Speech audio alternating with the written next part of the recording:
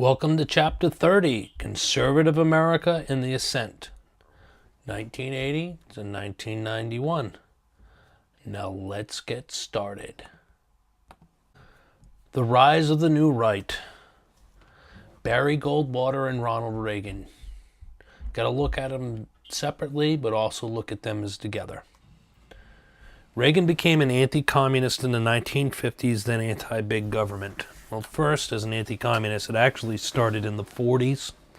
He was a president of the Screen Actors Guild, which is the labor union for actors in Hollywood. He was a Hollywood actor. And during that time, when the House Un-American Activities Committee was doing investigations and communist infiltration in Hollywood, in the movie-making business, Ronald Reagan testified before HUAC and cooperated with Congress to actually help them find communists that were in fact infiltrating the industry. So his anti-communism started in the late 40s, solidified in the 50s during the height of the Cold War, but he was still a Democrat. Ronald Reagan was a New Deal Democrat. He idolized Franklin Roosevelt. He actually was known as someone that could give a great FDR imitation, voice imitation. He was very good at it. He was a New Dealer. He campaigned for Franklin Roosevelt. He campaigned for Harry Truman in 1948. But in the 50s, he started to become more anti-big government as marginal tax rates for the top 1%, or the top, still remained at 91%. Reagan started to turn down movies and work because he would make less money if he actually took the work. That he would go into that 91% bracket, and he would lose money taking more work. And that started him becoming more anti-big government. That taxes were too high, as he called them, confiscatory taxes that confiscated wealth versus supplied money to the government. He also had some problems with the spending. Proposals of Democrats, particularly the Great Society and Lyndon Johnson. Now, Reagan became a Republican in 1962. That's when he officially switched to be a Republican. 1964, he is going to support Barry Goldwater openly for president. And then his famous A Time for Choosing speech, with about a week to go in the election in 1964. He gave I don't know how long the address was, maybe about 27 minutes, a half hour, in support of Barry Goldwater for president. And it made Reagan a star in the conservative movement and in the Republican Party. 2 years later, he'll run for governor of California against a very, very popular Democratic governor, Pat Brown. His son today, Jerry Brown, is the governor of California for his second stint. Pat Brown just basically ridiculed Reagan as a B-rate actor with no experience, and Reagan beat him solidly. Now, Pat Brown was the guy who in 1962 defeated former Republican nominee Richard Nixon for governor of California. Nixon was favored at the beginning to win the governorship of California after he lost a very close presidential election to John F. Kennedy in 1960. But Pat Brown solidly defeated Nixon, and that's where Nixon made that famous line to the press, well, you're not going to have Dick Nixon to kick around anymore. And people thought that Richard Nixon's political career was completely gone when he lost the governorship of California in 1962. And Richard Nixon will go into the private law practice out of New York City immediately after that.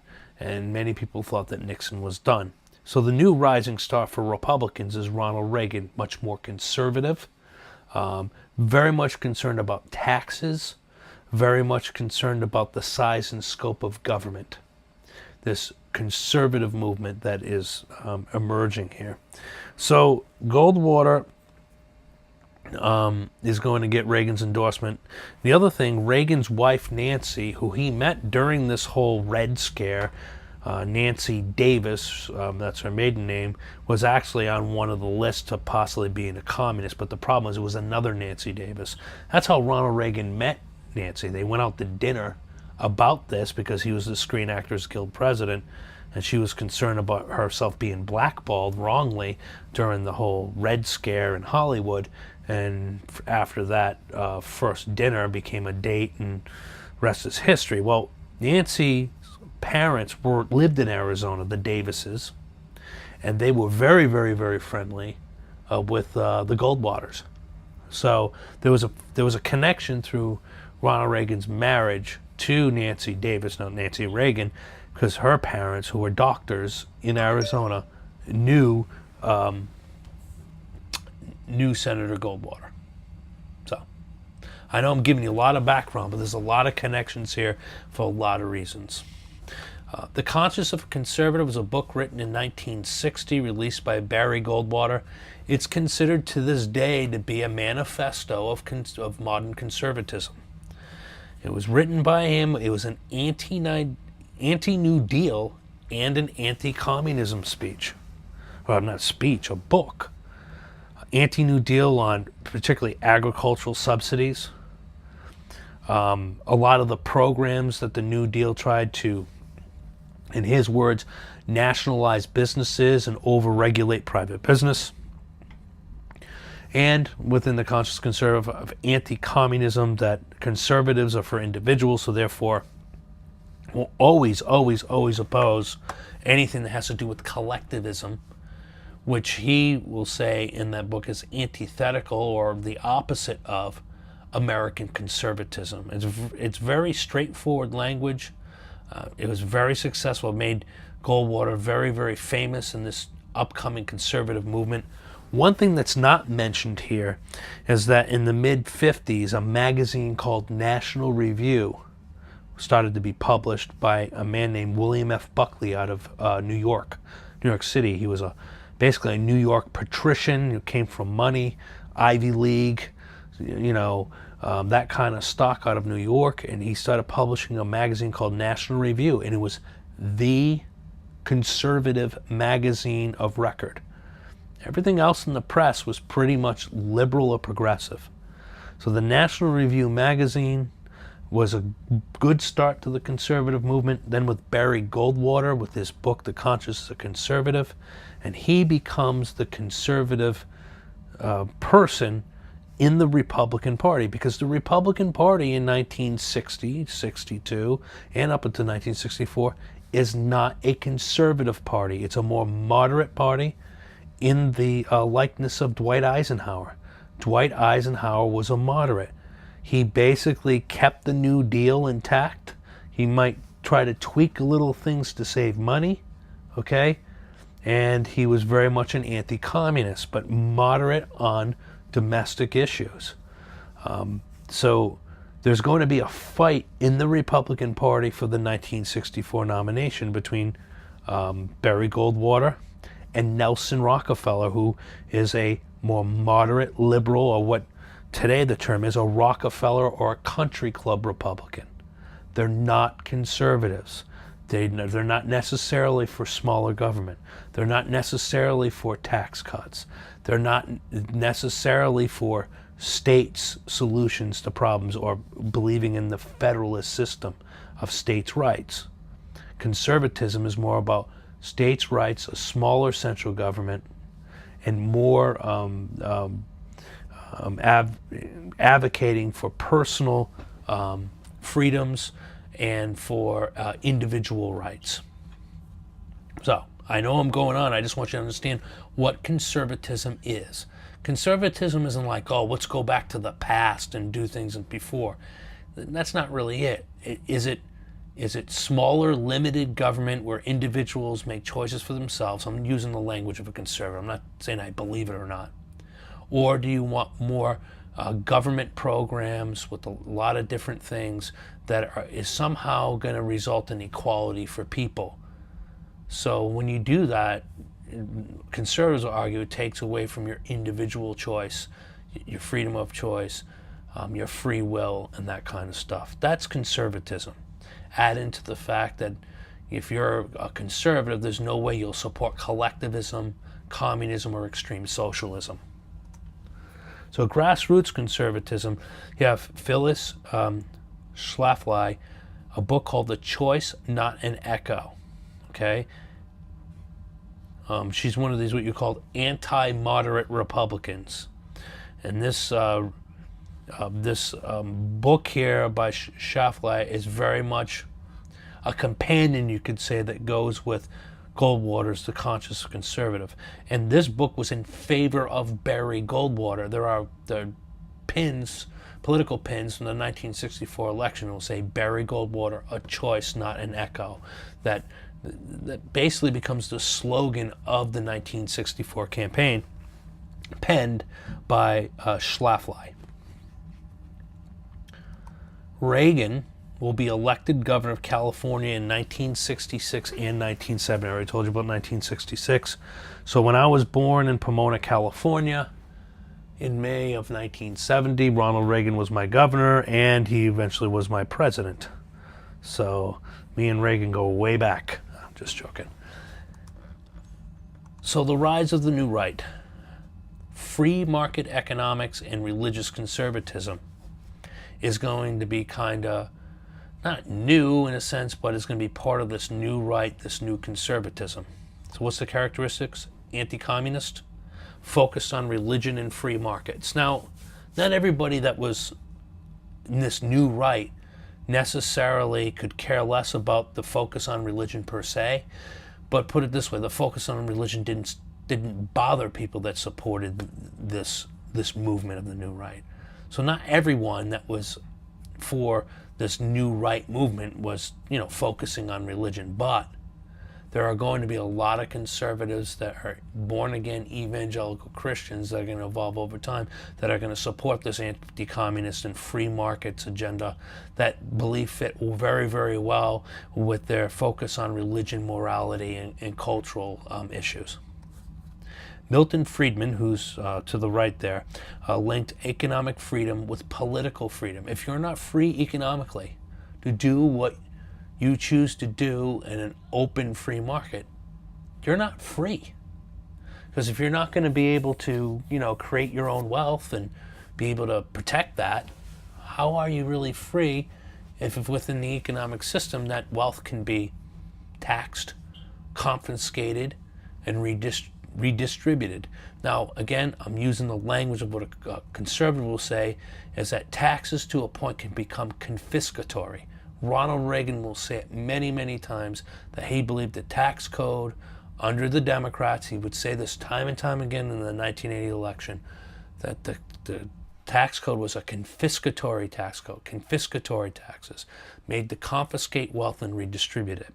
Milton Friedman would say, look, if that's happening, you are not politically free. You cannot be. He's also a person that wisely said that you cannot have a welfare state and open borders simultaneously. It won't work. If you really think about it, I think Friedman's right. Now, Friedman would tell you, don't have open borders. Or he'd even say, okay, if you're going to have open borders, then you have to get rid of the welfare state. So I'm just putting it out there where Friedman was an economist, but he was a thinker well beyond that. He would look at free market economics and what does that mean overall for the entire society, politically and culturally. The religious right rose to prominence beginning in the 1970s, and the religious right for years was in the Democratic Party. They saw American society as immoral. They opposed divorce, the alarming divorce rates, and abortion, particularly the Roe versus Wade decision. And why did conservatism begin to appeal to voters? The Vietnam War, abortion, riots in the 60s, and an increase in the size of the federal government.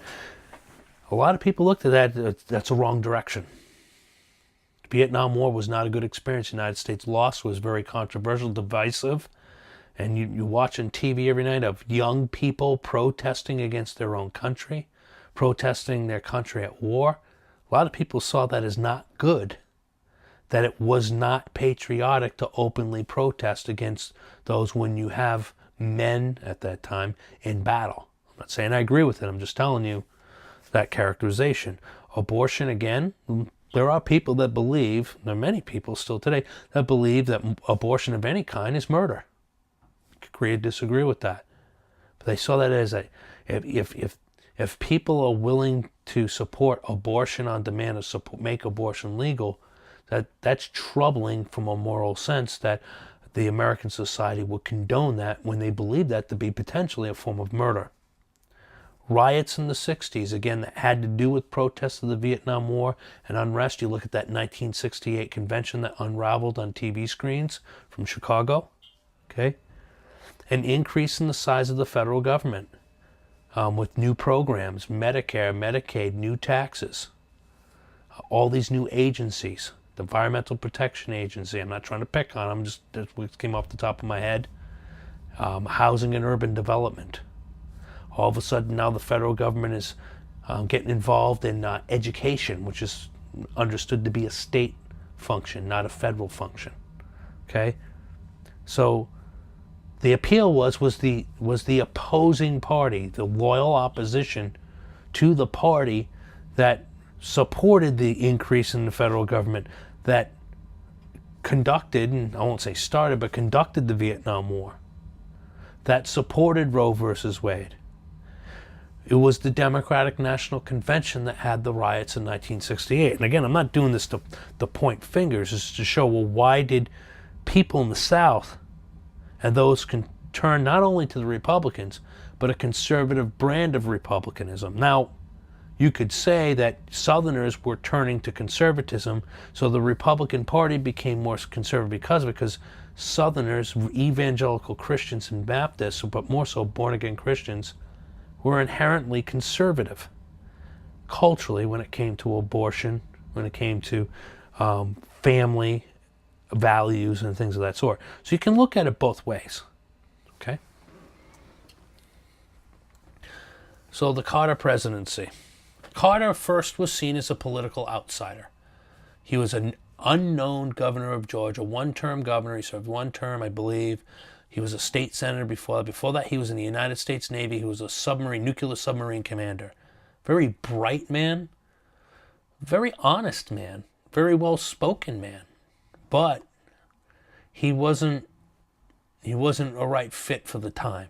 Some of his accomplishments would be the Camp David Accords, where there was a treaty between Egypt and Israel. It's the first time any Arab nation recognized the existence of Israel and negotiated with them with a peace treaty as equals.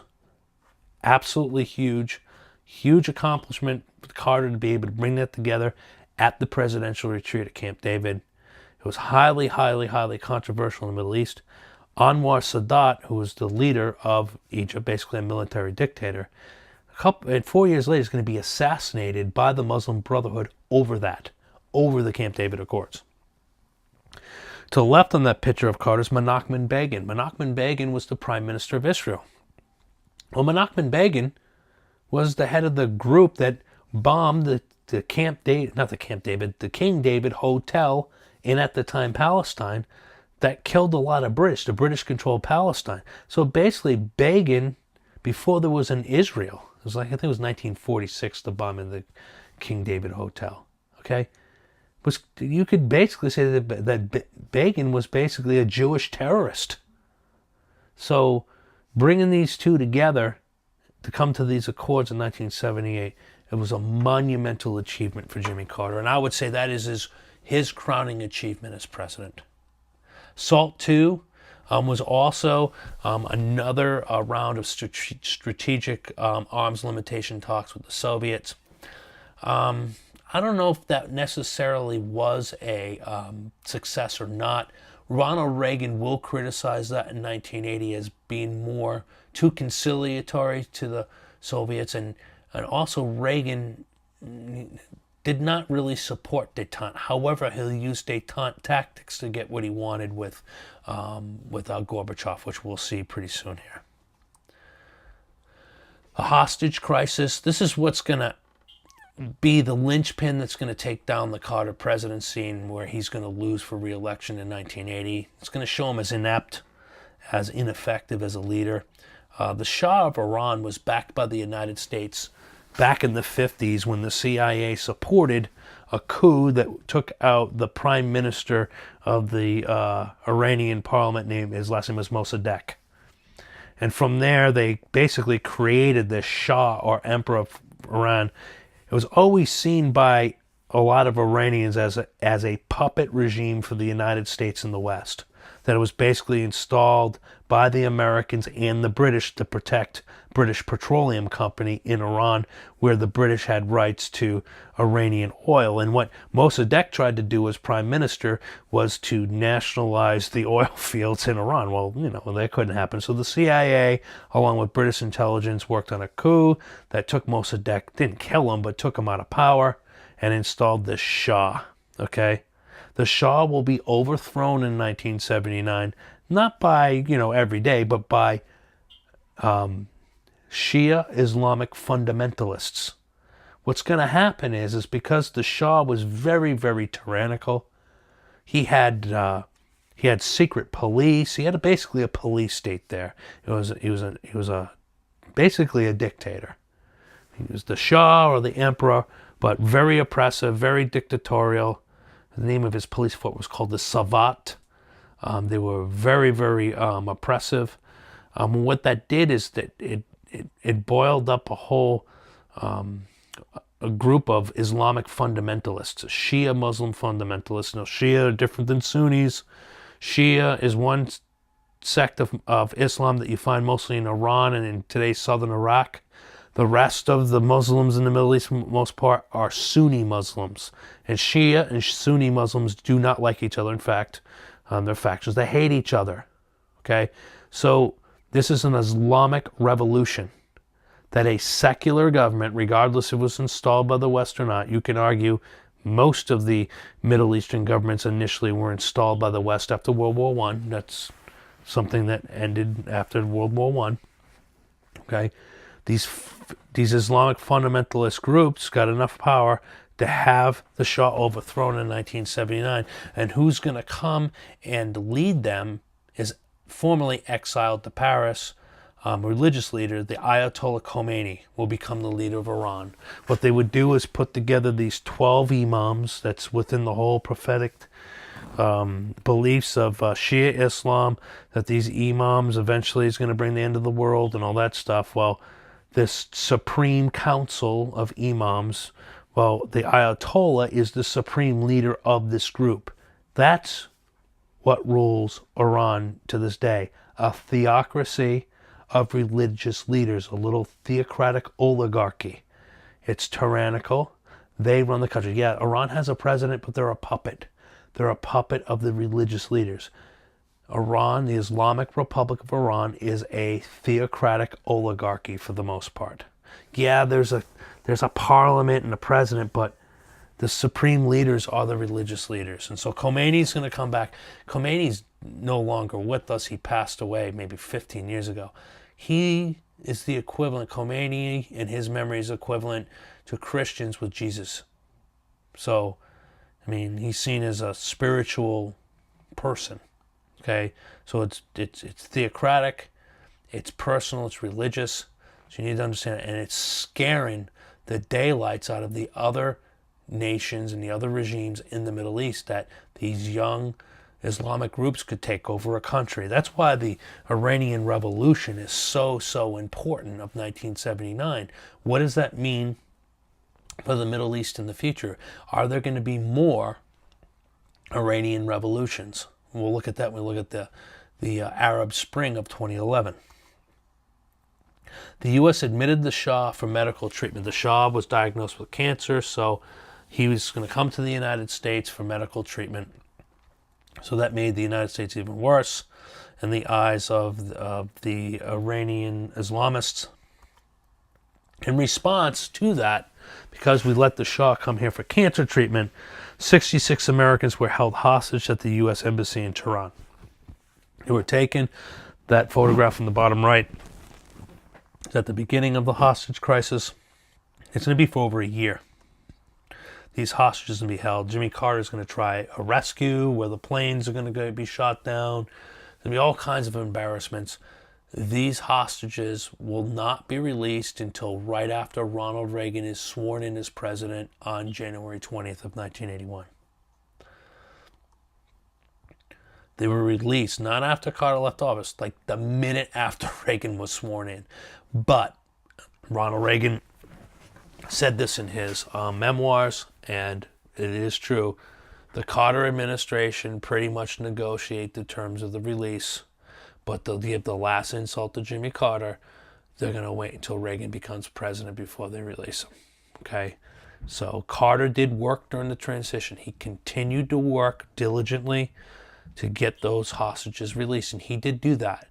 And Ronald Reagan pretty much let him keep on going doing that because he believed that Carter was going to do what he thought was the right thing for the nation. He actually did do that. So in defense of Jimmy Carter, when there's a lot of things you can criticize him with, he was the one that negotiated, not negotiated, but put together the terms of the release and was able to convince the Iranians to do so. So the election of 1980 is going to be President Jimmy Carter versus former governor of California, Ronald Reagan. His second term ended in 1975. He served 2 terms as governor of California. This is, as you can see here, red is for Reagan and blue is for Carter. This is a big landslide. The economy was struggling significantly. Stagflation, high interest rates and mortgages. Ronald Reagan did a thing, he called it the misery index. It's actually Jimmy Carter coined the misery index against Gerald Ford.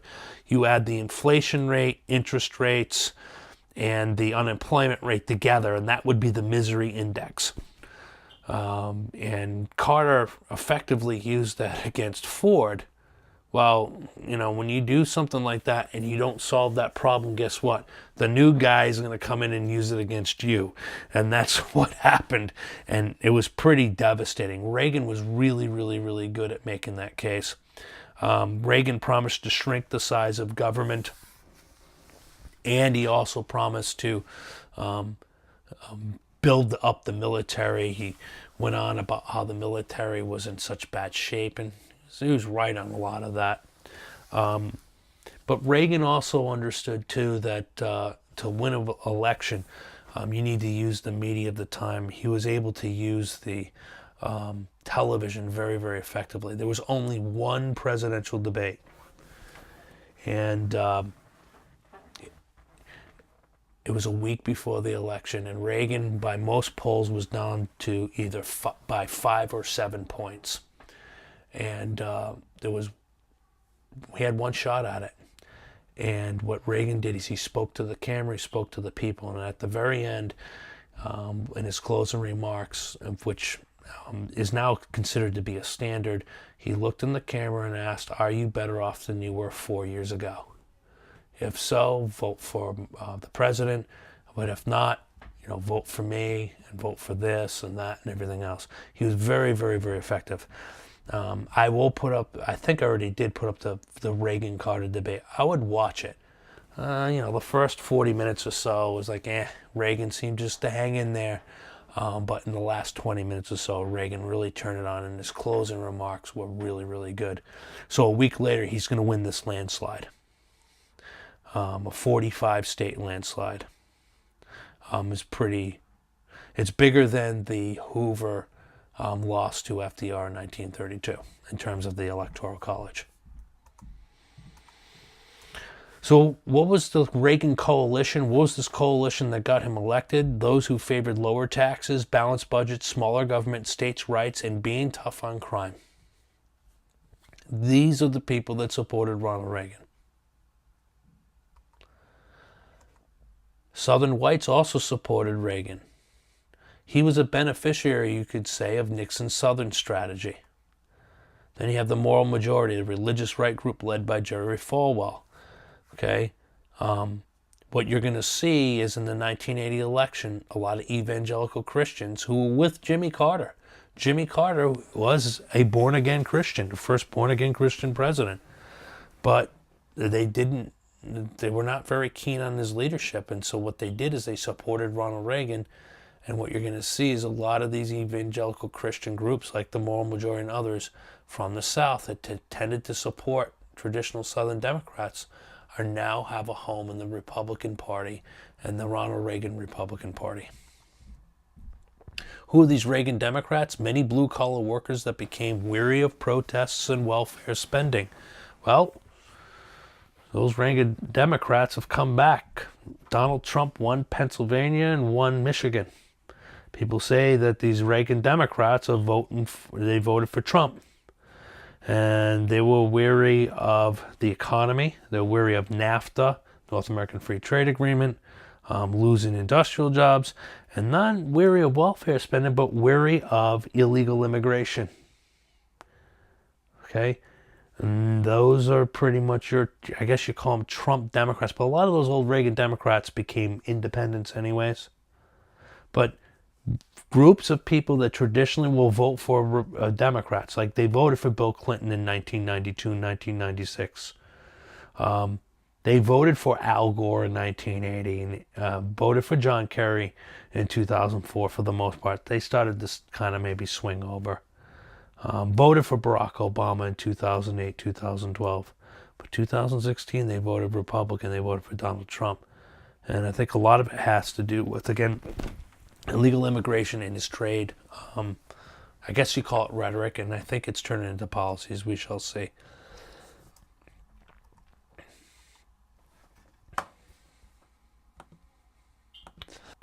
So conservatives in power, what are they going to do? Well, what is Reaganomics? A term that you see in your book, and I'm sure you've seen before. It's supply-side economics, or the same economic policies basically of Mellon and Coolidge in a sense. I mean, it isn't going to be completely the same because the conditions are different, the government's different at the time. When Mellon and Coolidge were, cutting taxes and lower taxes and investing in business to improve the economy, there wasn't a welfare state. Okay, so the supply side is going to be the different components, all the things you need to worry about. Because the federal government is spending more money, which does affect the national economy. So what Reagan's going to push, now understand, with a large majority of Democrats in the House, he has a Republican Senate, but barely. He's going to get past the Economic Recovery Tax Act of 1981. And it's going to be a long road to pass it. It's not going to pass until August of 1981, where it's going to cut marginal tax rates significantly, where the top rate's going to be 28%, going down from like 50-something%. Okay? He's going to the whole program is going to cut marginal tax rates across the board. What do I mean by marginal tax rates? These are the tax rates that you're at after you make the deductions. In other words, what you make before deductions. So if you make, if your family today makes $150,000 a year, your marginal tax rate's going to be at 25%. But after deductions and credits and other kinds of things that you do, you might in effect only be paying 12.5% when it's all said and done because of deductions. So these are marginal tax rates before deductions. Okay? And it's going to pass. And one of the reasons it's going to pass is that there's going to be an assassination attempt on him on March 31st of 1981. We didn't know this until years later, that he was basically a 16th of an inch from dying. He also he was shot when he was going into his limo, and the bullet ricocheted off of his inside car door, which was bulletproof, and the bullet went right into his, what side would it be? His left rib cage, and was 1/16 of an inch away from hitting his heart. Doctors did surgery on him and removed the bullet, but then he also got a staph infection, which almost killed him. But when he got out, a couple weeks later, gave an address to Congress. You can see the popularity of Mr. Reagan after surviving an assassination attempt. It's going to be very hard for a lot of members of the House not to give him the opportunity of this Economic Recovery Act. That had a lot to do with him getting that passed. Because I think he had to swing over like 40 some odd, what they call not Dixiecrats, but what they call them, boll weevil Democrats. He had to convince like over 40 of them to vote for this Economic Recovery Tax Act in the House just to get it past the House. And that was a monumental achievement. And then the Senate, he was able to get that passed by a small margin. So it was a large tax cut. And one thing that this did not deal with is Social Security and Medicare. Because it was a powerful voting bloc, and plus it was understood by Reagan and by Democrats that this will have to be dealt with separately. Because Social Security and Medicare are fixed cost entitlements. That means you're entitled to it when you become a certain age, regardless, as long as you're a citizen. It will eventually be dealt with the Tax Reform Bill of 1986-87. And they'll make some adjustments to Social Security and the cost of living increases and the financing of that. But that's going to be later on. I've always called entitlements like Social Security and Medicare as the third rail in politics. If you touch it, it's going to politically shock you and electrocute you and take you out. If you try to run on that or deal with that near an election, you could lose your seat over that. The national debt increased under Reagan with increased military spending. That isn't completely fair. Books love to say the reason why everything went up was increased military spending. Was there increased military spending? Yes, absolutely.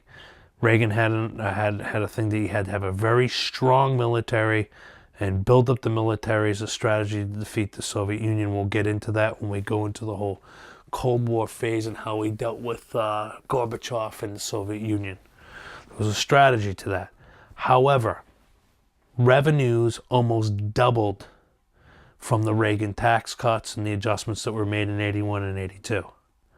But Congress, and again, I'm not pointing fingers at all, but it was a Democratic Congress that continued to spend more and more money, not just on defense, but on domestic programs, on, anti-poverty programs, on all kinds of different things. Federal spending across the board went up.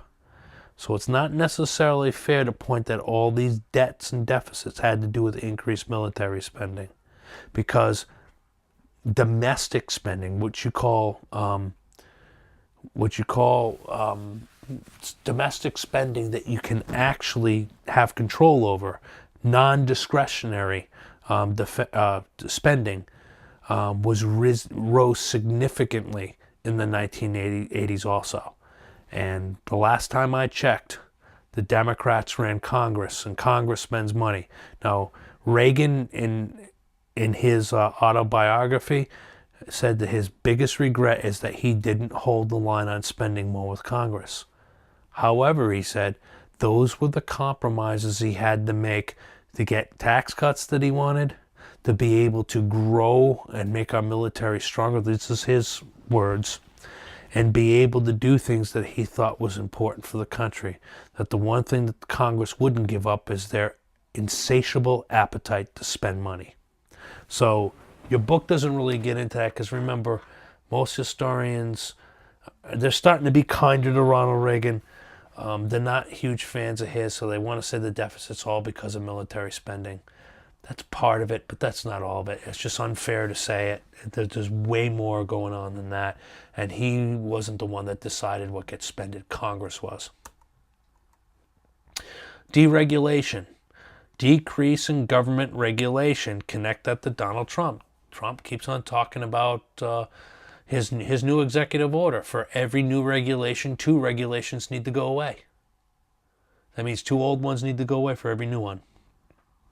That is a scheme to deregulate. Reagan did a little bit of that too. It led to lower spending by government. If you have less regulations, there's less administration of regulations. So there's less that's going on. So now you can, less spending, less people, less government workers. Are you complying with these regulations? They call them compliance officers. You need less of them. When you have compliance officers in the government, you have to pay them. So, at the end of his presidency, this is Reagan's presidency, the size of the government remained virtually unchanged. And again, it goes back to, he had a Democratic Congress. Now, I'll tell you, in modern history, there's never been a Democratic Congress that has proposed cutting spending. in the modern world. Never has been a Democratic Congress that has proposed any real cuts in spending. It's just the way it is. The modern Democratic Party, conservatives will accuse them of being the party of government, in a sense that the Democratic Party, their programs is about expanding government. So the size of the government remained unchanged. It was a battle for Reagan.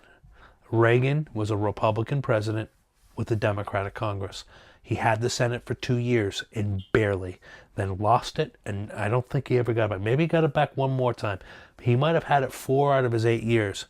But if you don't have the House, when it comes to spending and taxes, that's where everything comes from anyways. I'm not doing this to make an excuse for Reagan, but the book tries to make it look like, well, it's Reagan's fault. No, it's not. You have a Congress too. Just like you can't give a president credit for everything. So, remaking the judiciary. Sandra Day O'Connor is going to be the first female justice. She's from Arizona. I believe she was a district court judge in the Ninth Circuit before then, or maybe she was a Supreme Court justice in Arizona. I'm not too sure. Under the Rehnquist Court from 1986 to 2005, William Rehnquist was appointed by Richard Nixon. However, when Chief Justice Burger, I don't know if he retired or passed away, the president gets to decide who the Chief Justice is. He moved Rehnquist over to be Chief Justice. And then at that time, I think he tried to get, it ended up being Anthony Kennedy that got on the Supreme Court. The Supreme Court did not make drastic changes in either direction, even with the conservative court. You know, the argument by cultural Democrats would be, well, if you have a conservative Supreme Court, you know, abortion rights are going to go out the window and these rights and those rights. But so far, and again, they could be right in the future, so far when you've had conservative courts, they have not reversed or made drastic changes to what was passed previously or what was ruled previously. So now, you know, right now the makeup of the court hasn't changed. Yes, Neil Gorsuch was appointed to replace and confirmed to replace Antonin Scalia, but there was always a 5-4 divide, conservative versus liberal. Now, if somebody, say, like Ruth Bader Ginsburg or a more progressive member of the court's going to retire or passes away, and then Trump gets a conservative on there, now you're going to have a major shift potentially in the court. HIV and AIDS, nearly 100,000 Americans died in the 1980s from AIDS. And part of the reason they died, there was just no understanding on treatments. Now HIV and AIDS can be held at bay for a very long time because of medication and technology and advances in treating the illness. During Reagan's last year in office in 1988, the federal government devoted resources to treatment. So it was this epidemic that was happening, and, you know, there's a lot of political pressure to do something of it, and a lot of people believe, well, people didn't want to treat that because a lot of people that got HIV or AIDS was through gay male sex. And a lot of people believe, well, you know, your conservative types don't want to do that because, you know, it's helping gay people and things of that sort. So there was a whole cultural component to that that may have delayed some of the money and research into finding a cure for AIDS or HIV. But you can get HIV from needles, and it's also been proven, like Eazy-E, who was in NWA, as far as we know, was a heterosexual. He ended up getting AIDS, HIV and AIDS, and dying from it in the early 90s. Morning in America. The Tax Equity and Fiscal Responsibility Act of 1982. So here's what happened, guys. Reagan's tax cuts were passed late in the year of 1981. What happened at the same time, the chairman of the Federal Reserve decided to raise interest rates. And when you raise interest rates, it's going to have an effect on the economy and economic growth. The economy never really turned around. And what ended up happening is interest rates crept up, unemployment went up, and then with the tax cuts, there was a 6% revenue drop. Now, originally, what was forecasted in 81, that there'll be a revenue drop of about 2 to 3% the first year. Then once the tax cuts kicked in, you'll start seeing revenue increases starting in the second year.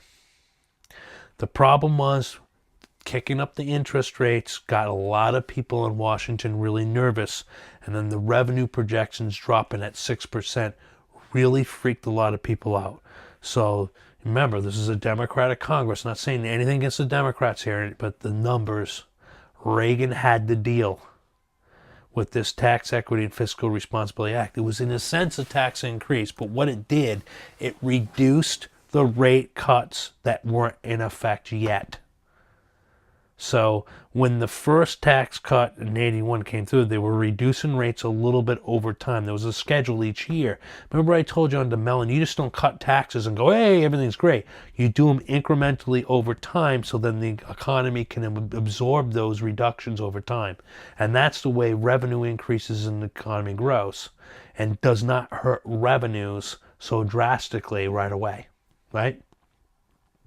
But when you go with an interest rate hike by the Fed, that really turned into another recession going from 81 to 82, Congress got really, really nervous and they wanted to slow down some of these tax cuts to make sure that that revenue was there, okay? They raised some corporate tax rates also for the revenue concerns, okay? Overall, though, if you look at this chart here, the real quarterly GDP growth from 1981 to 1984, the economy took off when the Reagan tax cuts kicked in. Just because those things got signed into law in August of 81 into September doesn't mean right away things take off. It takes time. So if you look at it here, if you look at growth in 1981, then it started to go down in 1982. Okay, then it kicked up and went down again. You see where it goes down in between 1982 and 1983? Now this comes from Laffer Associates. Laffer, I've got his first name. Laffer was in the Reagan administration and supported the tax cuts. So I'm giving you right now, this comes from a guy that supported these tax cuts in 1981. But you'll see that revenues went right down in 82. Everyone panicked. It started to go up. Then it started to go down again later in 82.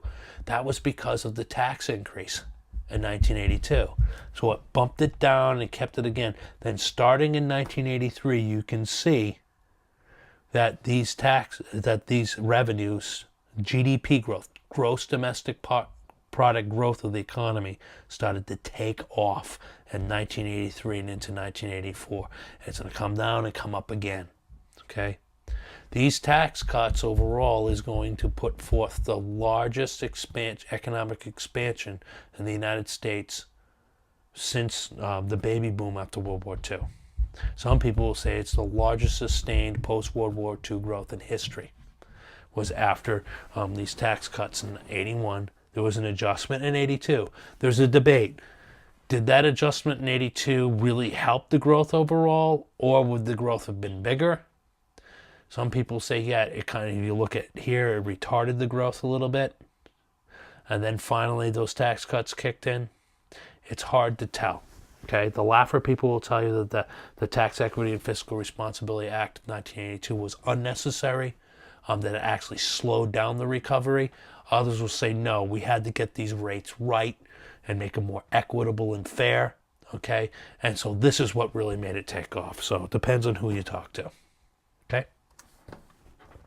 So the economy is going to start taking off in 1983 into 84. So that's going to be really good news for Ronald Reagan. He's up for re-election. He's easily going to defeat former Vice President Walter Mondale. Walter Mondale was Jimmy Carter's vice president. He was from Minnesota. Notice that's the only state he's going to win. The only state he's going to win is his home state, and barely, only by 2,000 votes. Mondale did say during the campaign, I will raise your taxes. Now, maybe he had a legitimate reason for it, but Probably not the smartest thing to say in a presidential campaign. Yep, I'm probably going to raise your taxes. Didn't help. Also, Reagan was liked, and again, the economy started to take off. So Reagan actually got smacked around in the first debate. He looked like he was out of it. He wasn't prepared. It's typical Reagan. Reagan, being Reagan at times, will be kind of like, kind of aloof, and then he'll come back and kick it in. And in the second debate, they started to say, you might be a little bit too old for this, Mr. President. And his remark to the moderators at the debate was, well, I'm not going to let my opponent's youth and inexperience become an issue.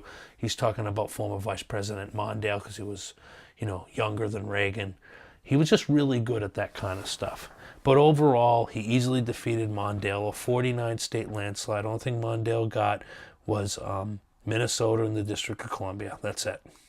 Reagan projected an image of small-town American optimism.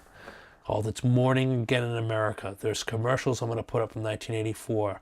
They're very different kinds of commercials. There's a guy saying it's morning again in America, and it's showing people going to work and things are happening in the country again. Those were the 1984 ad campaign for Ronald Reagan's re-election. That things are finally turning around. Understand, throughout the 70s, stagnation, stagflation, economic downturn, deindustrialization, high interest rates, high energy costs, high unemployment, on and on and on and on. And finally, in 83, 84, things really start to heat up in the economy. And because of that, he easily wins in 1984. There's a picture of him for his second inaugural in 1985. It was done indoors because it was 20 below zero out in D.C., and Reagan didn't think it would be nice for hundreds of thousands of people to freeze. So, in 1985 is the first time in 70 years the United States imported more than exported. Okay? So, the United States is not making things anymore. They're becoming more consumers across the world. They're becoming more of a service economy. Union jobs began to shrink and outsourcing jobs to other countries in the mid-late 80s. It's going to take a head in the early 90s. That Rust Belt again, decline of the auto steel industries, particularly the auto industry, took a real big hit in the 80s, even in the 70s and going into the 80s, because Japanese and German manufacturers were making smaller, better fuel-efficient cars. They were actually making better cars in the late 70s, early 80s. And then the U.S. started to turn around. And a lot of people will think it's because the U.S. got just too big. Car industry got too big with a lot of tariffs, not a lot of competition. But what forced the competition was the oil embargo and the energy crisis. And it kind of exposed that for a little while there, the U.S. wasn't making the best cars. The quality wasn't there because they didn't have the competition. And that competition is going to be good for U.S. car manufacturers. I mean, yeah, it's not going to be good for people that lost their jobs, but it's going to be good for the U.S. auto industry overall, that they're going to make better vehicles. If you look at some of these late 70, early 80 cars, they're not the best. I don't know many people that really, there's exceptions, but not the best time for cars in the United States. The dawning of the conservative age, this culture of success, the celebration of wealth in the 1980s is similar to the 1920s. Wall Street, greed is good. There's a photograph of somebody on the trading floor of Wall Street in the 80s. You see those old school mainframe computer screens with the green letters and numbers. Donald Trump is going to emerge as a real estate mogul in New York City. I tried to find the least offensive looking 1980s picture of Trump without the freaky hair. His hair wasn't all freaked out and dyed blonde or orange or whatever it is now back then. So that's him in one of his, probably his helicopter in the 80s. His father was a real estate guy with apartment buildings and houses in Queens. He wanted to get involved in the big time Manhattan real estate market with skyscrapers and stuff. His father thought he was crazy, but he went and did it. And that's where he got in trouble for saying, I got that small loan of $1 million. Well, for buying skyscrapers, that was a small loan, but that didn't go over really well with a lot of Americans. Okay? But Donald Trump became known as, this real estate kind of mogul, how you can become really rich in the 1980s. And then the computer revolution, the rise of Microsoft, Apple, and IBM. All three of those logos are their 1980s logos. So they really went and searched for them. There's the 1982 logo of Microsoft. The original Microsoft logo, the M looked like the same M from the Metallica logo. It was very like metal looking. So that changed. And then there's the original Apple logo, a little bit more tweaked out for the 80s, and then there's the IBM logo for the 80s. The computer revolution is that now computers they're starting to build for personal use at home. Before, the computer were mainframes, these big rooms filled with towers and stuff for a business. It was not practical to have a computer at home. So the first PC is going to be built by Steve Jobs with Apple, where you're going to take this whole technology and put it in something that you can bring home.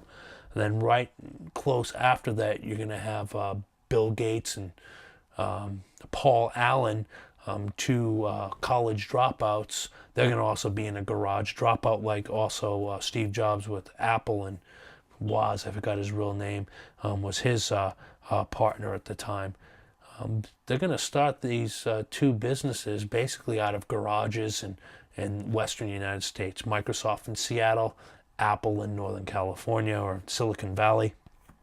And IBM was around for a while. They were the company that really took off on the mainframe kind of idea. And when the personal computer, the PC, started to go, IBM started to make these personal computers. But Microsoft was more of a software company, where the DOS and then Windows platform will be made. Apple would be a hardware and a software company, which would be Mac OS operating system. Okay, but they would also make their own personal computers. IBM simply invested in the making of computer chips and hardware, and then they would make contracts specifically with Microsoft for software to run those personal computers. I just wanted you to know the difference between these three companies. IBM, as far as I know, did not write any software at all. It was all about hardwares, the transistors, the microchips, the actual hardware, the screens. Microsoft was strictly, until maybe 10 years ago, when it came to just software. And then with Apple, was both. Their own operating system and their own proprietary operating system and their own hardware. End of the Cold War, the U.S.-Soviet relations in a new era. Reagan saw the Soviets as an evil empire. He called them an evil empire, and it was to give the kind of view of the popular film at the time, The Empire Strikes Back, the Star Wars trilogy that was emerging. They didn't know it was going to be a trilogy. It was only the second one at the time. He believed that communism, Soviet communism, was evil. That when you oppress your own people in the name of communism or Sovietization, that is evil.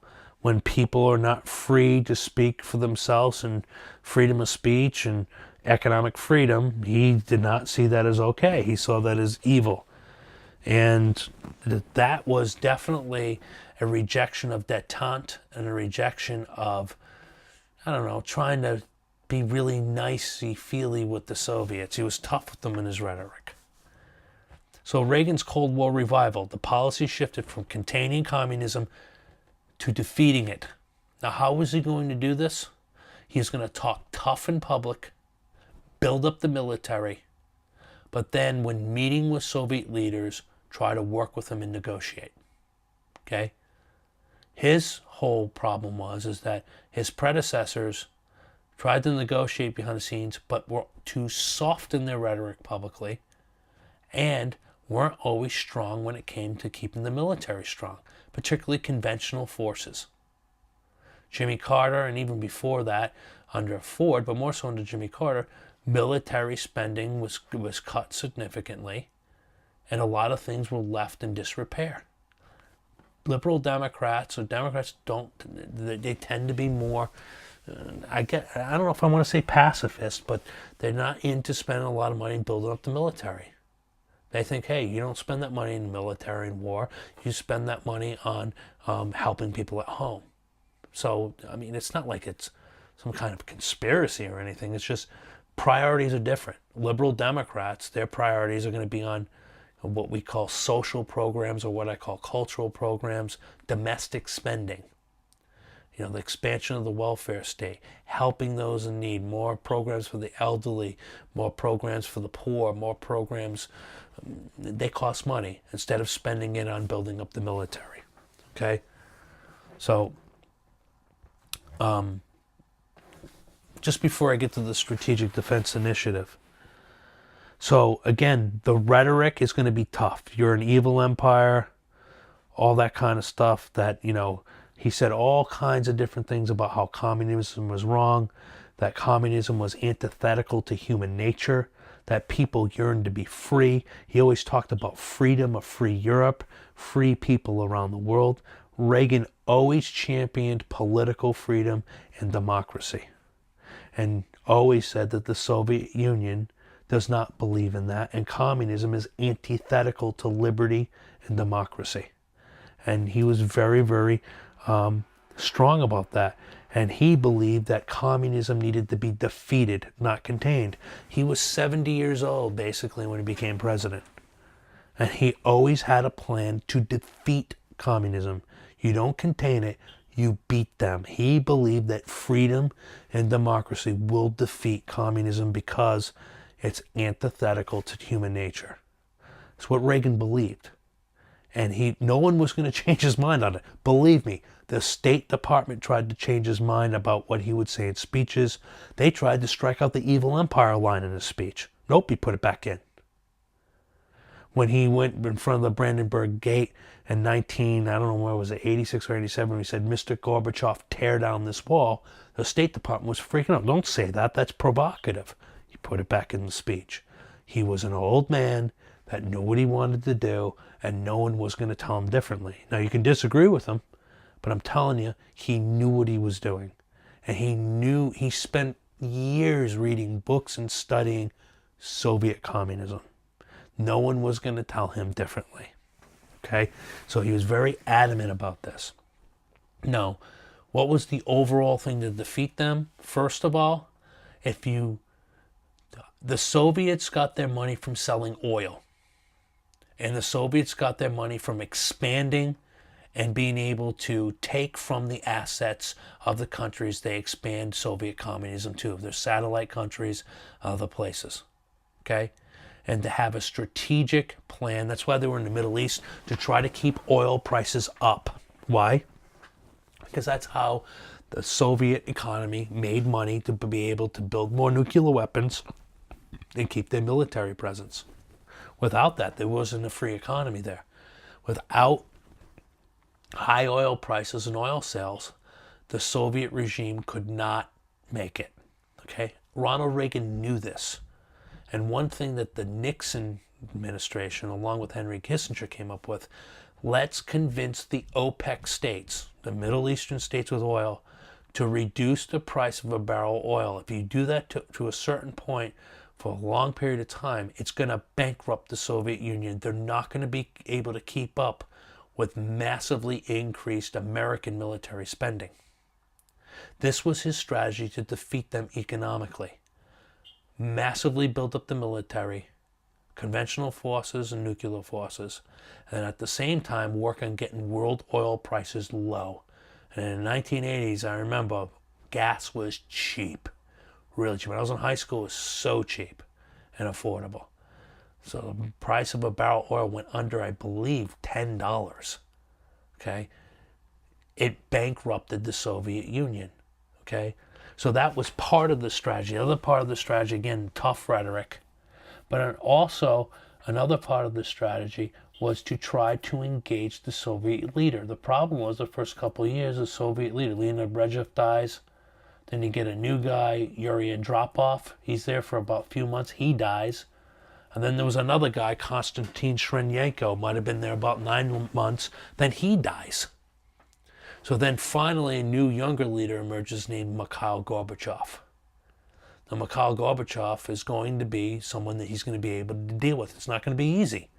But one of the things I'm going to show you next that freaked the Soviets out, which was ridiculed at home, was the Strategic Defense Initiative known as Star Wars. That's what, people made fun of it. You look at the cartoon in the middle, made fun of the Strategic Defense Initiative.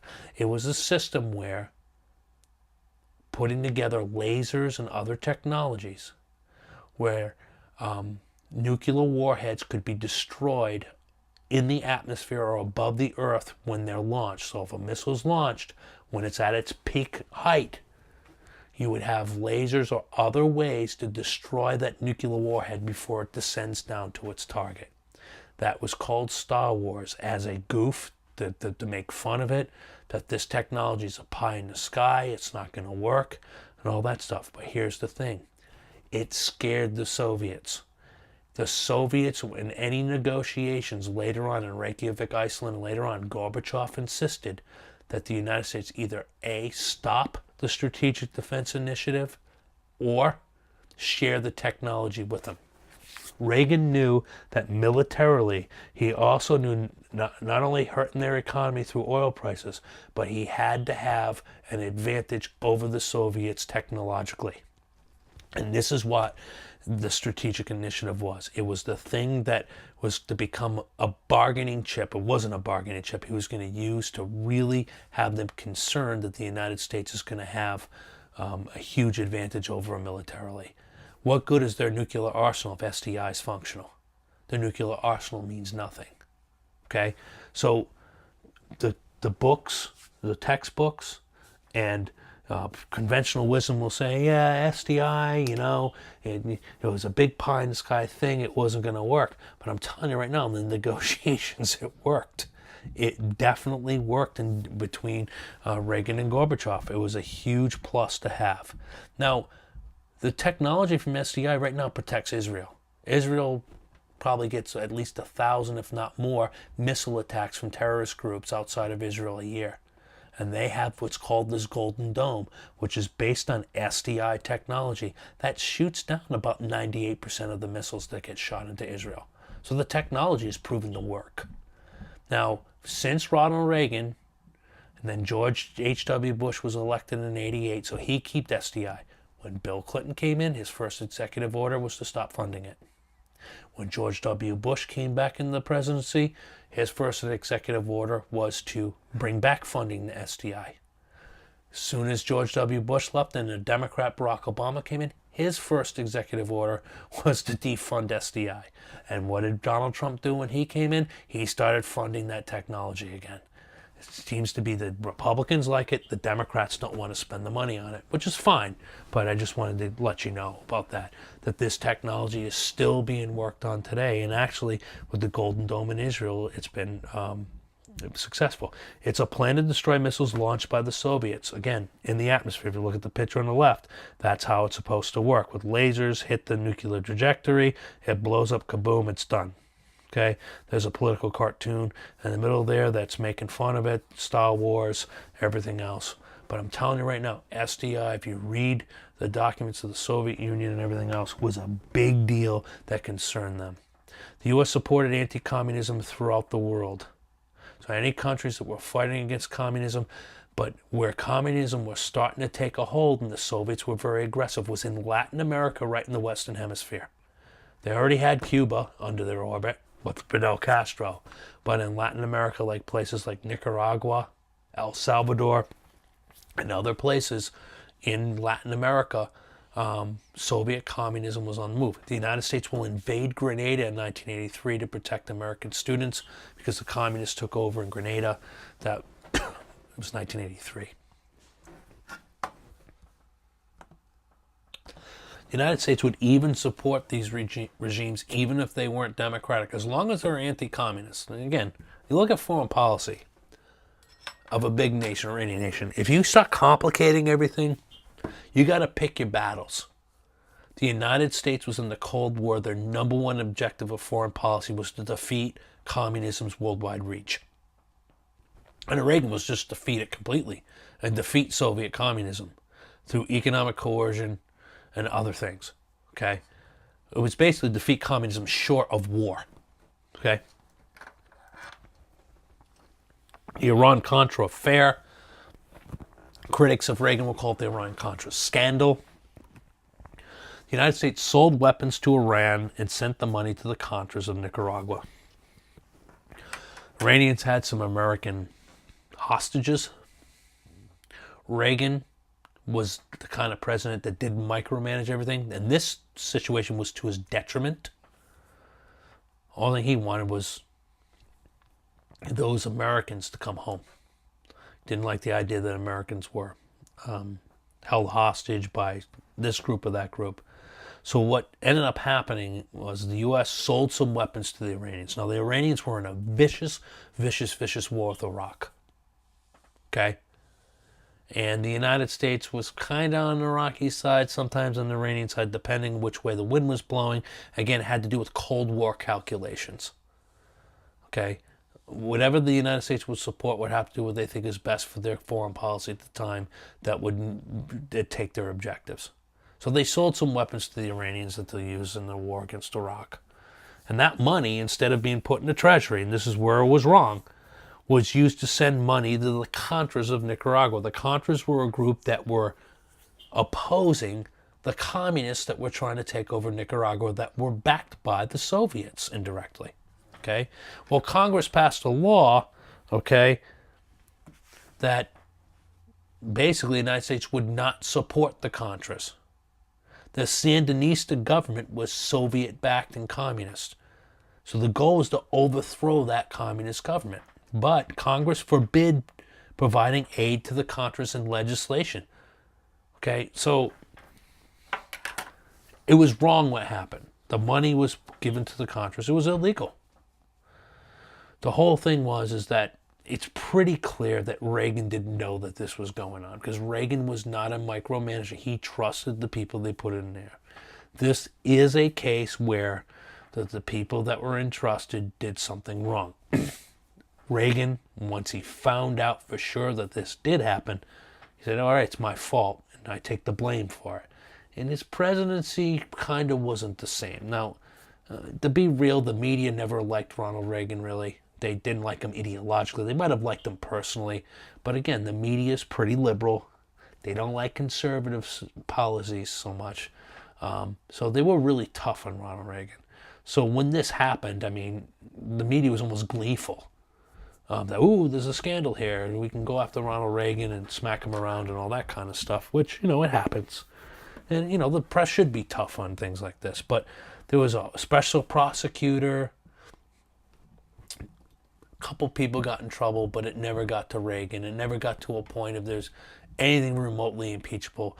Basically, Reagan's mistake or Reagan's crime is that some people under him did some things they shouldn't have, but it was in no way, as far as we can tell up to this day, and all the documents have been released, that Reagan knew that this was going on or directed it himself. If that was the case, that would have been a problem. What Reagan wanted, simply, the front end, was to get those hostages home. The money being transferred to the Contras, he didn't understand that that's how it was being done. So, Gorbachev and the Soviet reform. Soviet economy weakened in the 1980s. And because of that, one of the things that really hurt them was their invasion of Afghanistan led to a long drawn-out war. It's kind of like the Soviet Union's Vietnam. No one has ever been able to conquer Afghanistan. British tried it twice in the 19th century. It didn't happen. Maybe once in the 18th century too. Might have been once in the 18th, once in the 19th century. Never happened. The Russians couldn't do it, and guess what? The U.S. ain't going to do it either. Okay, so this was the economy weakened. And why did it weaken in the 1980s? Again, what I told you. Reagan revived the Nixon-Kissinger policy of bankrupting the Soviet Union through low oil prices. They worked with the OPEC states to help manipulate those oil prices. That definitely happened. That definitely was a program within the CIA and intelligence and everything else to do. And once the economy started going down the drain for the Soviets, they couldn't keep up with the United States with its massive military buildup and its massive economic growth. So there were two Gorbachev policies to try to deal with the problems in his own country. Glasnost, which allowed more freedoms or openness, because people in the Soviet Union were starting to protest against these the oppressive Soviet regime of the 70s, 60s, and even worse under Stalin in the 30s, 40s, and 50s. And then Perestroika introduced some elements of capitalism. Why? Because the Soviet economy was a disaster. Absolute disaster. Again, because of cheap oil. Both of these programs encourage criticism of the government. So you're starting to see the beginning of the end of Soviet communism in the Soviet Union. Reagan and Gorbachev pursued détente. That's kind of misleading. Reagan publicly made it look like détente. In other words, he's dealing with Gorbachev, but behind the scenes, he's playing hardball. Okay? With détente, it was more, you give courtesy to these leaders, but he was a tough negotiator. Reagan was a Cold Warrior, wanted to end it and win it, but he also didn't want to go to war. That doesn't make you not tough. Okay? Solidarity in Poland is going to be key. Polish trade union that helped overthrow the Soviets were called the Solidarity Movement, a guy named Lech Walesa. And because of that, in Poland, they're going to protest against the Soviet control of Poland, and the dam's going to break loose. Once they are victorious in Poland, all of these Eastern European states are going to break away and throw off communism and collectivism in all those countries. So in 1989, the fall of the Berlin Wall is the symbolic end of the Cold War. Okay? So Reagan was a tough negotiator. He went to Reykjavik, Iceland to try to do the ICBM treaty, Intercontinental Ballistic Missile Treaty. It won't get signed until George H.W. Bush is president. They're ready to sign all this, and they're ready to announce these massive reductions in Soviet and American nuclear weapons. The last minute, Gorbachev says, okay, I'm not going to do this unless you get rid of SDI. So the Strategic Defense Initiative of Star Wars was big. Reagan got so mad, and you can see the pictures. I should have put one up there when he was leaving Reykjavik. You can see Reagan is really angry. He's glaring at Gorbachev, and he's basically pointing and basically yelling at him before he gets into his limo, because he feels that he pulled a fast one on him. And Reagan walked. He's like, oh, you're going to put that in me? We're done here. And he left, knowing that the United States had the upper hand.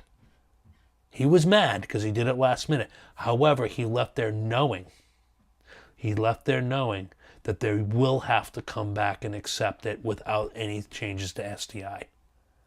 So the Reykjavik, Iceland, I think there's been a book or two written about that. I'm going to have to get, that's going to be my summer reading, because Reagan was someone that really wanted to get the deal. He wanted to reduce nuclear weapons, but from a position of strength and being tough. Respectful, but tough. He wanted to defeat the Soviet Union.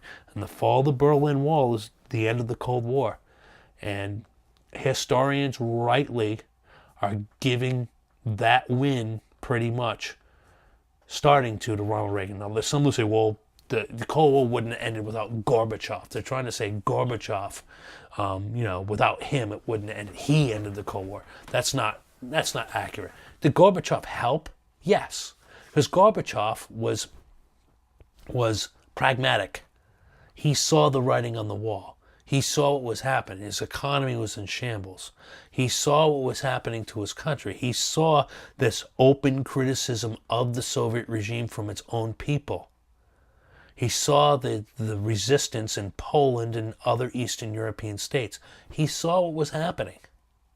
So to say that he ended the Cold War, that just came from historians that, again, don't like conservative Republicans, which is fine, but as the years have gone on, we start getting away from Ronald Reagan and all the hatred of him from people that write history. Now they're starting to write history that's fair. That Reagan, from day one, knew what he wanted to do for the most part. And he had his own assumptions, and his assumptions worked. He believed over time, if you were tough, you built up your military, you built up your economy, you had a position of strength, they would not be able to keep up. That communism, Soviet communism, wasn't as strong as you thought. That you can beat them economically, you can beat them militarily without firing a shot, and that's basically what happened under Reagan. He knew instinctively that that's what was going to happen. When people aren't free, you're not going to create all this prosperity to be able to sustain a regime like that. And he was right. And if you look at his writings, you look at his journals and his diaries, he writes about this stuff all the time. Stay the course with this with the Soviets. We still, yes, we need to negotiate to make sure there isn't World War III, but we need to be strong, we need to be strong, we need to be strong. It's a great lesson in leadership under pressure. So, regardless if you're a liberal, don't like conservatives, just look at Reagan and how tough he was in the Cold War. Put the other stuff aside. This is a guy that was on a mission, knew what he was doing. He ended up being pretty much right. He wasn't right about everything, but pretty much right. So a new political order at home and abroad. With the Reagan's administration promoted beliefs about prosperity and smaller government, and influenced many Americans. Americans wanted to work and prosper, but they didn't want to fork it over to the government. Okay, small government. They looked at the 80s. Okay, we had a president that talked about small government and all that kind of stuff. Look, I did great. Economically, I did great in the 80s. So let's keep that bad boy going. So in the election of 1988, Vice President George Bush, this is George H.W. Bush, Republican from Texas, versus Massachusetts Governor Michael Dukakis. Bush promoted family values and the Reagan agenda. I added that, the Reagan agenda. He basically said, we're going to stay the course. We're going to keep the same thing. Reagan's a great president, everything's running great. The economy is strong, okay? And he said about Dukakis that he's this liberal from Massachusetts. We don't need a liberal from Massachusetts to tear down everything we just did in the past 8 years, paraphrasing of Bush's rhetoric. Michael Dukakis said, I'm a pragmatic type. Then towards the end of the campaign, he says, I'm a liberal in the tradition of Franklin Roosevelt and John F. Kennedy. So basically, he lost that pretty quick. Also, him going on the tank ride didn't help in a commercial against him, showing this little 5'2" guy with a helmet on and a tank didn't work out too well for him either. The optics were not good in that. But overall, it's basically a third term of Ronald Reagan. Nothing against George Bush, but Ronald Reagan was so popular, even with Iran-Contra. He was still very, very popular when he left office. His economic policies were popular. So Dukakis had a long road to hoe, and he got his butt whooped if you look at the map there in the bottom right. In the Middle East, Bush's New World Order, where the U.S. and allies would play a significant role in international affairs, and that's going to bear out in the Persian Gulf War and other things. But, the election of 88, it looked like Dukakis had a poll lead after his convention, and Bush had his convention, and, by the time a couple weeks out, it was clear that Dukakis was going to go down. The U.S. continued to support Israel in the Middle East, and did until 2009. Now it looks like we're starting to support them a bit more again. We'll get into that in the next chapter. The Persian Gulf War. Iraq, led by Saddam Hussein, invaded Kuwait, saying that Kuwait was stealing oil from them underground and took their oil fields. It was seen as a big power grab in the region. And so the Bush people in the United States looked at it as an act of aggression that couldn't stand, and they put together UN, the United Nations, and Congress supported the use of force, and they put together a coalition of a bunch of United Nations countries to invade Iraq, actually invade Kuwait and attack Iraq to get the Iraqis out of the nation of Kuwait. Hussein was pushed out of Kuwait, and it led to economic sanctions against Iraq. George H.W. Bush had a decision with his commanders. The Joint Chief of Staff at the time, I believe, was Colin Powell. Do we go into Baghdad and take out the Saddam Hussein regime? The decision by President Bush was no. That would have been too risky and would not be able to contain Iraq after defeating them. He saw that they would defeat him. But the thing is, do we want to occupy Iraq for years and years and years and years? So he decided not to attack Baghdad and not to try to take out Saddam Hussein. What he decided to do was to push for United Nations sanctions, economic sanctions, to keep Iraq in check and the dictator Saddam Hussein in check after the Persian Gulf War. And that was what happened. What it's going to lead to is all throughout the 90s up until 2003 is going to be basically a cat and mouse game between the Saddam Hussein regime and the United Nations. Okay? And we'll get into the whole invasion of Iraq later on. I don't think it's in this chapter, it's in the next chapter, 2003. I'll tell you about my theories on that because we won't know until the documents get taken out. This quote, "By God, we've kicked the Vietnam syndrome once and for all." Why was the Persian Gulf War victory so big? Expelling Hussein out of Kuwait and defeating them. Yeah, they didn't take over the country, but ending the war. It was getting the monkey of Vietnam, the loss of Vietnam, the stigma of the loss of Vietnam off of the back of the American people. And I remember this, all the parades that were back when the troops came back from Operation, I think it was Operation Desert Storm. That's what a lot of people said. You know, it feels good to see that our military did something really good. It stopped an aggressing nation, mission accomplished, and came back home. No more of this coming back home, being spit on or not being honored like they did in Vietnam. So this was a big thing for the U.S. Military in particular. A quick recap: reasons for the rise of conservatism, characteristics of the new right, and the religious characteristics. Gave you different reasons why that was there. The Iran hostage crisis, how that affected the Carter presidency and election of 1980. The Camp David Accords, the crowning achievement, I believe, of the Jimmy Carter presidency. Reaganomics, what that means, what it doesn't mean. Deregulation and how that is important for the size and scope of government spending, the whole 9 yards. How important that is for business and economic growth. Gorbachev, Glasnost and Detente. Again, the book puts Gorbachev in this highlight. I put Ronald Reagan in a highlight too. Not to take away from Gorbachev, but man, Reagan had a vision on that. The Iran-Contra affair and how that affected the end of the Reagan presidency. The symbolic end of the Cold War. All right. Some people think the Cold War is still going on with Putin now and Trump, and before Putin being aggressive. Okay. Got it? The Persian Gulf War. So that is chapter 30. If you have any questions, again, please email me or talk to me and have these questions while we go over some issues during this time in class. And then until next time, and next time is going to be the last chapter lecture. Thanks for watching.